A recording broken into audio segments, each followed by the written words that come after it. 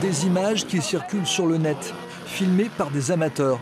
Du cross bitume dans le quartier Mosson, ces rodéos à 2 ou 4 roues sont en pleine expansion. Des associations pailladines et des habitants se réunissent sur la place publique. Le but, parler des comportements à risque des adolescents. Le témoignage d'un père de famille, son fils a trouvé la mort sur un quad en faisant du cross urbain. Du coup, le gars, il a refusé la priorité. Du coup, mon fils, il n'a pas vu, il a percuté la moto, il a jeté à 7 mètres. Et il a percuté la tête contre le trottoir, et voilà.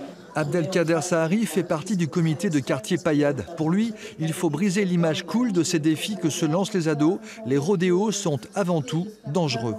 Ils prennent des dangers inconsidérés. Donc, par exemple, ici à la Paillade, ils roulent le long de la ligne du tram, en grillant les feux rouges, en grillant les priorités, voilà, à des vitesses qui sont très excessives. Mais l'intérêt aussi, quand on fait un rodéo, c'est de se filmer ou de se faire filmer et de le diffuser sur Internet pour faire le buzz. Et au fil des prises de parole, le débat s'élargit.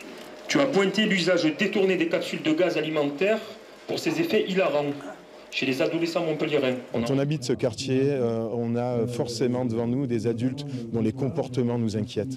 Alors c'est d'abord ça, libérer un sentiment, l'apprivoiser ensemble, mais c'est aussi trouver des solutions. C'est aussi se demander comment et de quelle manière, et quelques solutions ont été proposées, de quelle manière venir à la rencontre de ces adolescents pour canaliser une énergie qui est toute naturelle, une envie de se défouler, une colère parfois qu'il est question quand même de prendre en charge.